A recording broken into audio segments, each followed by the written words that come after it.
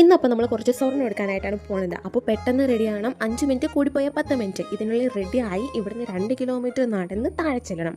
So നടക്കാനുള്ള option ഇല്ല. അതുകൊണ്ട് തന്നെ നമ്മൾ ഓട്ടോ വിളിച്ചാണ് പോകുന്നത്. അമ്മ ഡ്യൂട്ടി കഴിഞ്ഞിട്ട് കോതമംഗലം വരാമെന്ന് പറഞ്ഞിട്ടുണ്ട്. അപ്പോൾ കോതമംഗലത്ത് നിന്നാണ് സ്വർണ്ണം എടുക്കാൻ പോകുന്നത്. അല്ലെങ്കിൽ സമയമില്ലാത്ത സമയത്ത് ചെയ്യുന്ന അബദ്ധങ്ങളായിരിക്കുമല്ലോ, അതുപോലെ തന്നെ ഇതം കൂട്ടിയാൽ മതി. അമ്മ ഒരു 5 മിനിറ്റ് പോലും എനിക്ക് വെയിറ്റ് ചെയ്യത്തില്ല. ഒരു സെക്കൻഡ് വൈകി കഴിഞ്ഞാൽ അമ്മ അവിടുന്ന് സ്ഥലം വിടുമെന്നാണ് പറഞ്ഞേക്കുന്നത്. ഇങ്ങനെ ധൃതി പിടിച്ചെങ്കിലും ഇറങ്ങാൻ നിൽക്കുമ്പോഴായിരിക്കും ഈ സമയമില്ലാത്ത സമയത്ത് കൊടുക്കുന്ന ബസ് കാണും. ഇത് ഷിയ ബട്ടറിൻ്റെ ബോഡി ബട്ടറാണ്. നല്ല അടിപൊളി പ്രൊഡക്റ്റാണ്. എൻ്റെ പൊന്നു എന്ത് സ്മെല്ലാണെന്നറിയാമോ, നല്ല ക്വാളിറ്റി ഉണ്ട്. ഇപ്പം നമ്മളെല്ലാവരും ടി വി കാണുന്നത് ഭയങ്കര കുറവായില്ല. എല്ലാവരും മൊബൈലിൽ തന്നെയാണ്. റീല്, യൂട്യൂബ് ഷോർട്സ് അങ്ങനെയൊക്കെ ആയിട്ടാണ് നമ്മുടെ ജീവിതം പോകുന്നത്.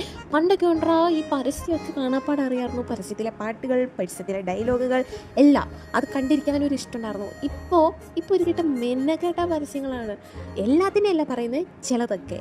ഞാൻ ഈ ഇടയ്ക്കൊന്ന് ടി വി കണ്ടു. അന്നേരം എനിക്ക് മനസ്സിലായി, ഞാൻ ഇതുവരെ അതായത് നമ്മൾ യൂട്യൂബിൽ ആഡ്സ് കാണുന്നുണ്ടെങ്കിലും ടി വിയിലെ പരസ്യങ്ങൾ നമ്മൾ കാണുന്നില്ലല്ലോ. ഇതിനോട് യോജിക്കുന്ന എത്ര പേരുണ്ട്?